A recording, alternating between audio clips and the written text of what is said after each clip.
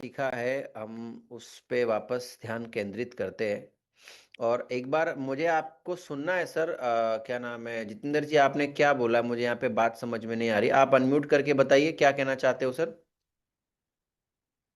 आपने जो ग्रुप में भेजा जितेंद्र जी अभी राइट नाउ, उसको लेकर आप क्या कहना चाहते हो, थोड़ा सा मुझे बताओगे? या लिख दीजिए, अगर आप अनम्यूट नहीं कर सकते तो लिख के भी। मतलब मेरे को आपकी बात समझ में नहीं आ रही, कुल मिला के मोटी मोटी बात ये है।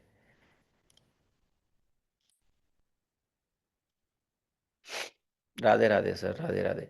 क्या एग्जैक्टली exactly सर इसमें आपने, क्योंकि ये आपने देखो ये जो बनाया है ना फिब, ये यहाँ 1 से लेके आपने 0 तक ले लिया, ये बात तो 1 से 0 तो सिखाई है। बट वहीं देखोगे तो आप ब्रेक ऑफ स्ट्रक्चर तो आपके छोटे छोटे बन रखे हैं। तो मुझे यही समझना है कि आपने क्या क्या है, मतलब जो ये आपका कौन सा पेयर लिया है, गोल्ड है ना? हाँ, गोल्ड में जो आपने टाइम फ्रेम लिया हुआ है, किस तरीके से क्या एनालिसिस किया है, वो मुझे क्लियर नहीं हुआ। देखो मैंने आपको पहले ही चीज डाली थी। अगर मैं आपको समझाता हूँ जो मैं बात में सवाल करना चाह रहा हूँ ना। कंप्यूटर में माइक नहीं, कोई बात नहीं सर, कोई कोई दिक्कत नहीं। मैं जो बताना चाह रहा हूँ, मेरा सवाल आप समझना भाई। जैसे मान लो कि 15 मिनट का टाइम फ्रेम है, ठीक है? जो मेरी बात है ना वो समझाना चाहता हूँ आपको। 1 मिनट रुको। कौन सा खोला है मैंने? ओनडा तो नहीं खोला ना, पेपर स्टोन पे, ठीक है, इसी को निपटाते हैं अपन। ये लो, अभी देखो ये चार्ट आपको दिख रहा होगा, ठीक है? तो पहली बात तो 15 मिनट का ये चार्ट है अगर मेरा, ठीक है? ये मेरा ब्रेकअप स्ट्रक्चर हो गया यहाँ पे। तो मुझे अगर फिब की फोटो डालनी है ना, तो मैं फिब की फोटो डालूंगा 15 मिनट की, ना कि 1 मिनट वाली, क्योंकि 1 मिनट में तो मैं कंफ्यूज हो जाऊंगा। ये मेरा बॉस हो गया ना यहाँ पे, ये मेरा क्या हो गया, बॉस हो गया इस जगह पे। अगर मेरा ये बॉस हो गया यहाँ पे ही, तो मैं फिब कैसे लगाऊंगा? यहाँ से लेके यहाँ तक। एकदम करेक्ट है, ये जो पहला स्विंग अपना बना हुआ है ये एकदम करेक्ट है। तो मार ये मैं फिब लगा के इसका फोटो डालूंगा ग्रुप में। आपने क्या किया है मैं बताता हूँ आपको, अब इसको 1 मिनट पे ले जाओ आप। अब आपने ये फोटो डाली हुई है, अब आप बताओ इस फोटो में मैं कैसे जज करूं कि आप सही हो? क्योंकि 1 मिनट के अनुसार तो मतलब कहानी बदल चुकी है ना यहाँ पे।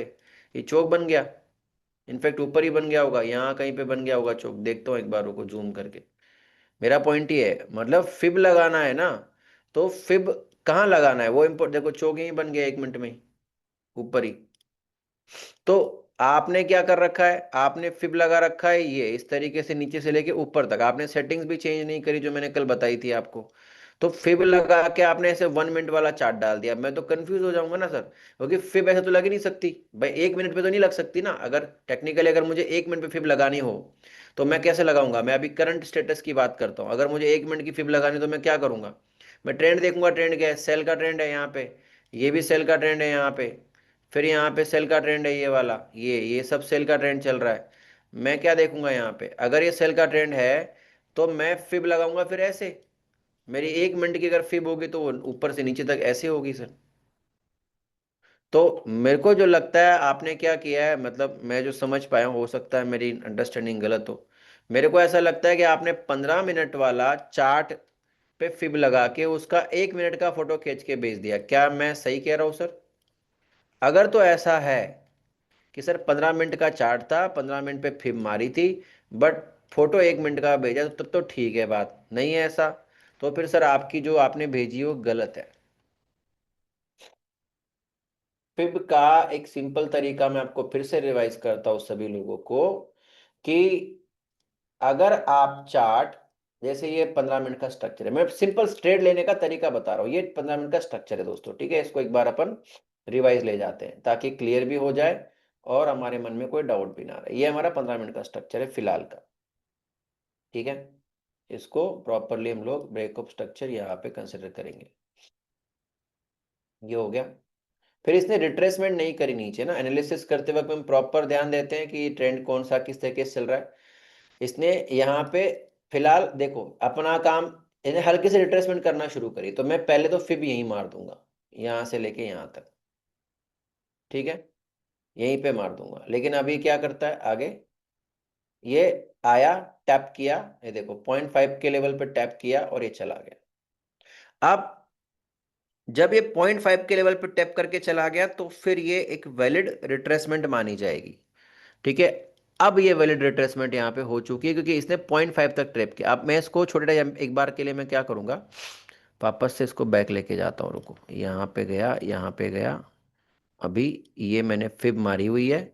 फिब मारने के बाद में 0.5 का जो लेवल है उससे पहले मैं एक ऑर्डर ब्लॉक मार्क कर लूंगा। ये मेरा ऑर्डर ब्लॉक हो गया, ठीक है।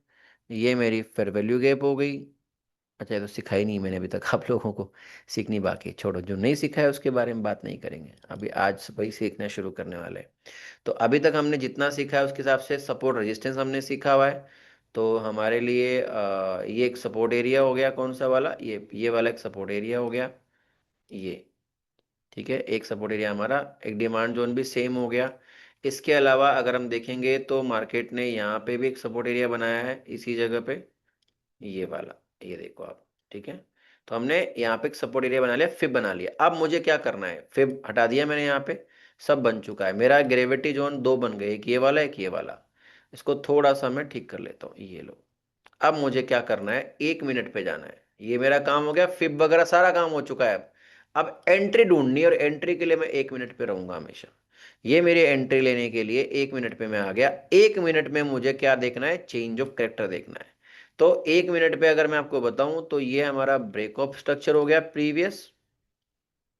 अब यहाँ पे इंस्टीट्यूशनल ब्रेक ऑफ स्ट्रक्चर ढूंढने की जरूरत नहीं है, यहाँ पे सब नॉर्मल चलेगा। कैंडल क्लोज हो गई मतलब ब्रेक ऑफ स्ट्रक्चर हो गया, हो गया। तो ये आपका चेंज ऑफ कैरेक्टर हो गया। यहीं पे 1 मिनट ने क्या कर दिया, अपना जो व्यवहार है वो बदल दिया, बदल दिया, व्यवहार बदल दिया। ठीक बात है, अब हमको प्ले करना है इसको।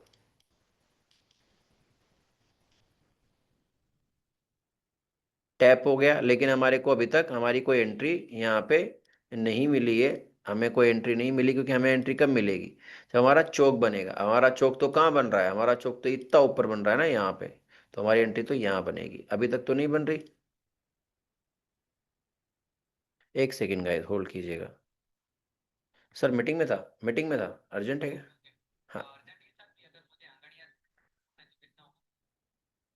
जो आंगड़िया का रेट लगेगा वही है बस, बाकी एक्स्ट्रा कुछ नहीं।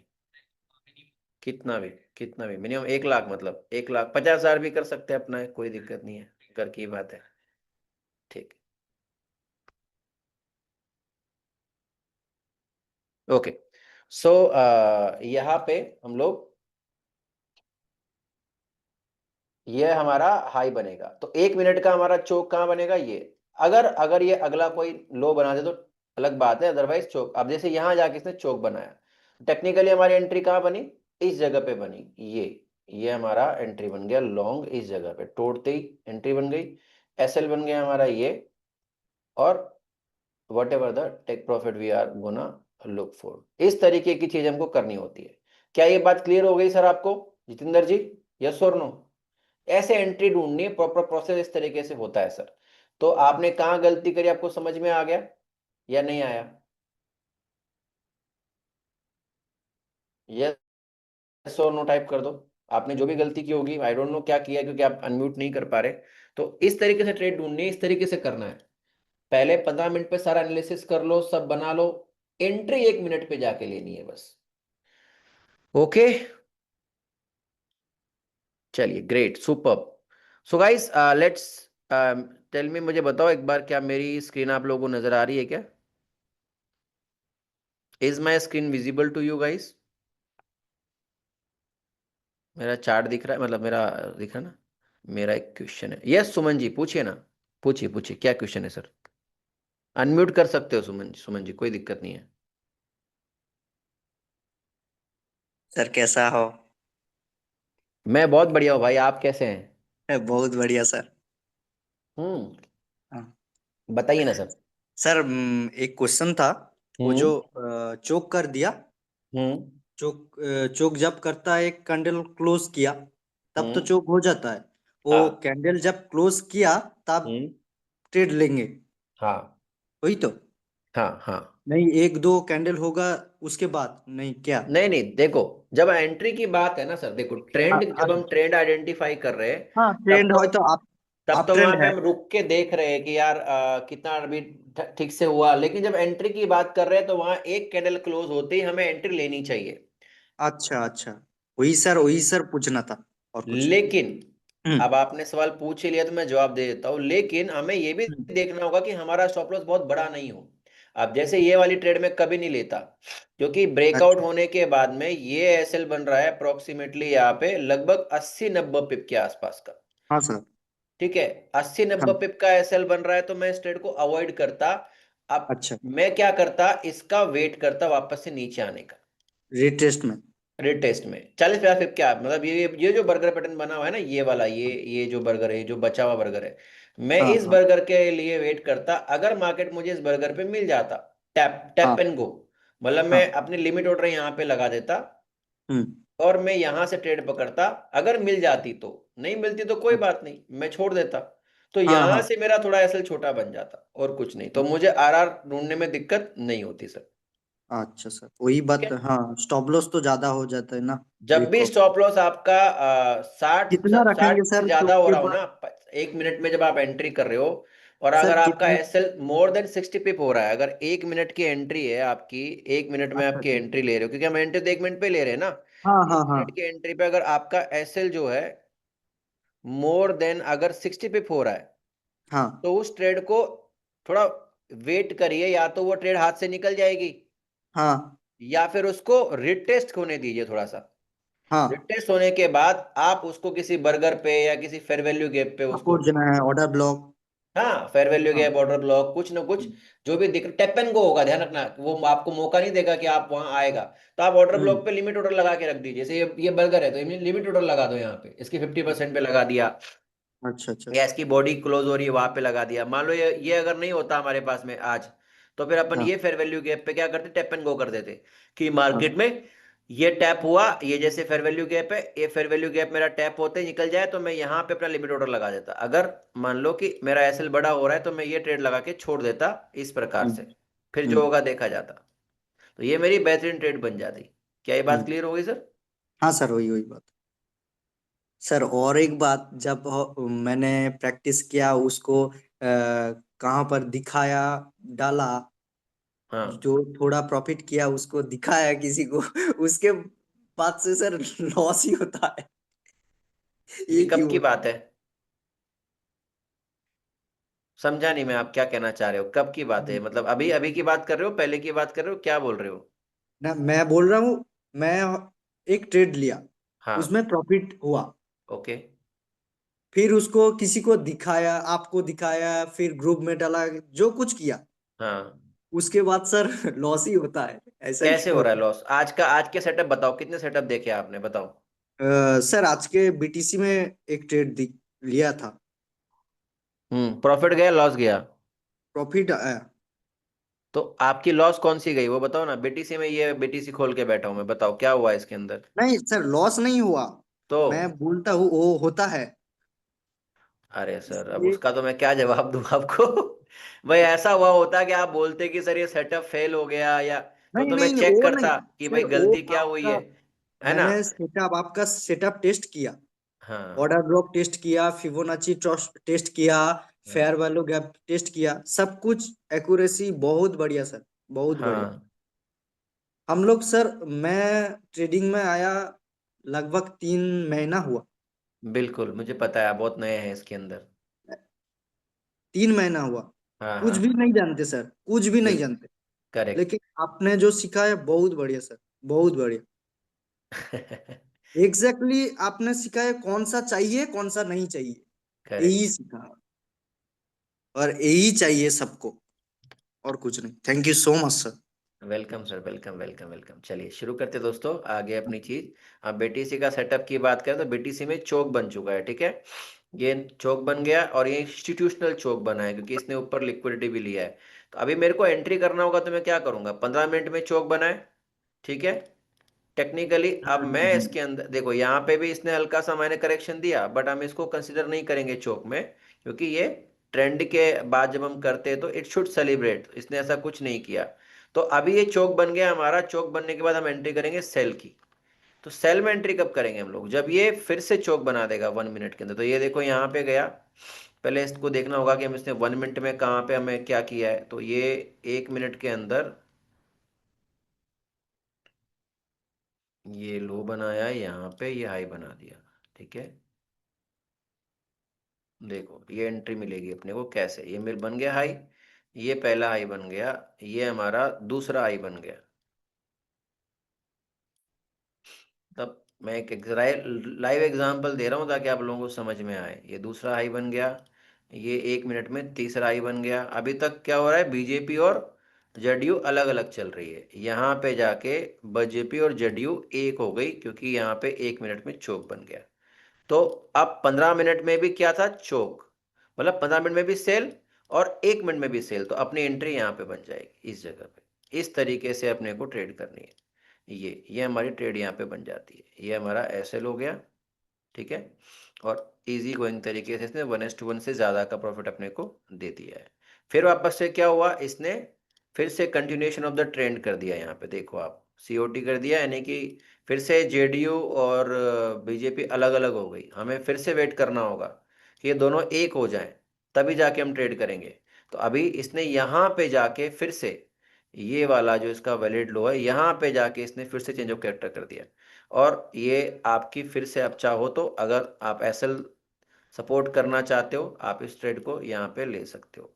एक स्विंग इसने दिया हुआ है, आप इस स्विंग पे रख सकते हो, रखना है तो। वैसे तो एक्चुअल स्विंग तो अपनी यही बनती है, एक्चुअल एसएल तो ये बनता है हमारा यहाँ पे। बट जब एसएल बड़ा हो रहा हो, या तो रिट्रेसमेंट का वेट कर लो या फिर एसएल को छोटा रख लो, ठीक है। अब आप देखो ये वाली ट्रेड भी चल गई। फिर वापस से ये वाली ट्रेड के बाद में फिर से क्या हुआ, मार्केट ने और ब्रेक ऑफ स्ट्रक्चर दे दिए, ये देखो आप। इसके बाद में तो बैक टू बैक दिए हैं और ट्रेड पे ट्रेड बनी है। तो इस तरीके से मार्केट वर्कआउट करता है। फिर से यहाँ पे इसने क्या कर दिया, यहाँ पे आप देखो एक बार, ये इसने इस जगह पे चौक कर दिया। कहाँ पे किया, ये हाई, ये चौक बना दिया। चौक बना दिया, हम ट्रेड नहीं करेंगे, वेट करेंगे। फिर इसने यहाँ पे कंटिन्यूएशन करके रखा है, अब वापस से चौक बनाया, देखो इस जगह पे। कहाँ पे बनाया, ये इसने चौक बनाया यहाँ पे, ये।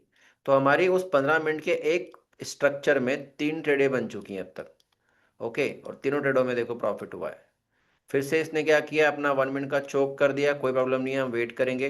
1 मिनट का फिर से चेंज ऑफ कैरेक्टर होने का वेट करेंगे। ये हमारा 1 मिनट का चेंज ऑफ कैरेक्टर कहाँ पे जाके हुआ, यहाँ पे जाके हुआ, इस जगह पे। फिर से हमारी एंट्री बन गई यहाँ पे, अगेन देखो मैसिव प्रॉफिट हमको मिला, ठीक है। फिर से इसने चौक कर दिया, हम फिर से रुक जाएंगे।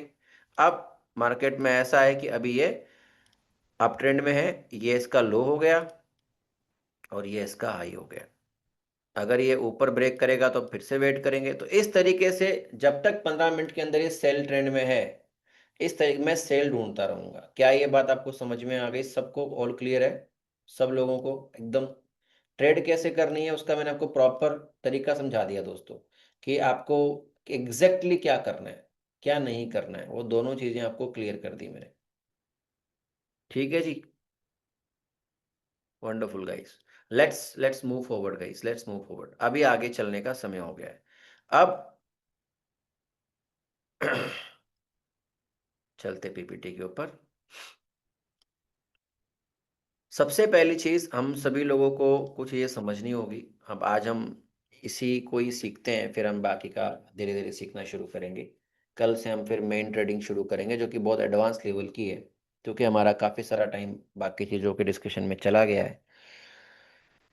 मार्केट के अंदर इंस्टीट्यूट, अब चूंकि आप जो ट्रेडिंग अब सीखने वाले हो ना, ये इंस्टीट्यूशनल ट्रेडिंग है। अब तक आपने जो सीखा है वो प्राइस एक्शन था। प्राइस एक्शन एक बहुत पुरानी तकनीक है ट्रेडिंग की, जो आपने अभी तक सीखी है दोस्तों। अब जो आप सीखने वाले हो, ये क्या है, ये इंस्टीट्यूशनल ट्रेडिंग है, ओके। इसको इंस्टीट्यूशनल ट्रेडिंग कहा जाता है। इसमें हमें यह समझना होगा कि कौन रिटेलर है और कौन इंस्टीट्यूशन है। इन दोनों के बीच में हमको डिफरेंस क्रिएट करना पड़ेगा। तो रिटेलर के स्पेसिफिकेशन अलग हैं और इंस्टीट्यूशंस के स्पेसिफिकेशन अलग है। ये ध्यान रख लीजिएगा, मार्केट को जो रन कर रहे हैं, मार्केट को जो मूव कर रहे हैं ना, वो इंस्टीट्यूशंस हैं गाइड्स। वो कौन है, वो इंस्टीट्यूशंस है। जो मार्केट को मूव कर रहे हैं वो इंस्टीट्यूशंस है। सो अल्टीमेटली अगर हम लोगों को ट्रेडिंग में बहुत बेहतर बनना है, जिंदगी में तरक्की करनी है, तो हम सभी लोगों को इंस्टीट्यूशनल फुटप्रिंट्स को समझना पड़ेगा, लिक्विडिटी को समझना पड़ेगा, मार्केट की प्रोफाइल को समझना पड़ेगा। ये सब कुछ हम लोगों को समझना पड़ेगा अगर हम लोगों को ट्रेडिंग में पैसा बनाना है तो। और हम आज से ही इंस्टीट्यूशनल ट्रेडिंग सीखने के अंदर एंटर करने वाले हैं। ध्यान रहे, जो आपको सिखाया है वही सब कुछ है। ट्रेड वैसे ही करनी है जैसे अभी तक कर रहे थे, बस उसको मजबूत करते हुए चले जाएंगे। राइट। हमारा ट्रेडिंग का तरीका नहीं बदलने वाला, ऐसा नहीं होने वाला कि हम कुछ नया सीख जाएंगे तो हम पुराना छोड़ देंगे, नहीं। जो अभी सिखाया है ट्रेडिंग का तरीका वही रहेगा, बस उसकी एक्यूरेसी हम बढ़ाते चले जाएंगे। एक्यूरेसी का मतलब क्या है कि अगर पहले ट्रेड कर रहे थे और पहले ट्रेड करते वक्त में अगर हमारे को हमारी ट्रेड प्रॉफिट अगर 50-60% थी, तो अब 65-70 हो गई होगी। अगर 70% थी, तो अब 80% हो जाएगी। इस तरीके से हम अपनी प्रॉफिटेबिलिटी का जो फैक्टर होता है, इसको हम एक्यूरेसी बोलते हैं अक्सर, कि 10 ट्रेड ली तो 10 में से हमारी कितनी ट्रेड प्रॉफिट में जा रही है, वो हम लोग यहाँ पे बनाते हैं दोस्तों। ओके। सो उसको बढ़ाने के लिए हम लोग इसके ऊपर काम करेंगे। तो सबसे पहली चीज, रिटेल ट्रेडर और रिटेल ट्रेडिंग होती क्या है। गाइस, वो व्यक्ति जो छोटे फंड से, स्मॉल इन्वेस्टर जो होता है या जो इंडिविजुअल ट्रेडर होता है, जो छोटे फंड से ट्रेड शुरू करता है, उसको हम रिटेल ट्रेडर कहते हैं। उसमें आपके मेरे जैसे लोग होते हैं, स्मॉल इन्वेस्टर जिनका फंड करोड़, 2 करोड़, 5 करोड़ का भी अगर है, तो वो भी इसी में आते हैं दोस्तों। इंस्टीट्यूशन कौन होता है दोस्तों?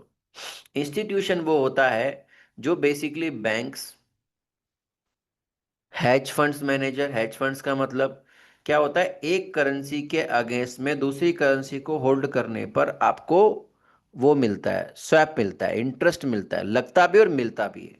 तो अक्सर जो लोग होते हैं, बड़े बड़े लोग, वो इंटरेस्ट कमाने के लिए जिस भी करेंसी पे अच्छा इंटरेस्ट मिल रहा है और जो करेंसी स्ट्रांग है, उस पे इन्वेस्टमेंट कर देते हैं ताकि वो पैसा बनाए। राइट। जैसे अगर आप अभी अगर गोल्ड बाय करके छोड़ दो तो आपका इंटरेस्ट लगेगा, मतलब मिलेगा नहीं, जेब से लगेगा।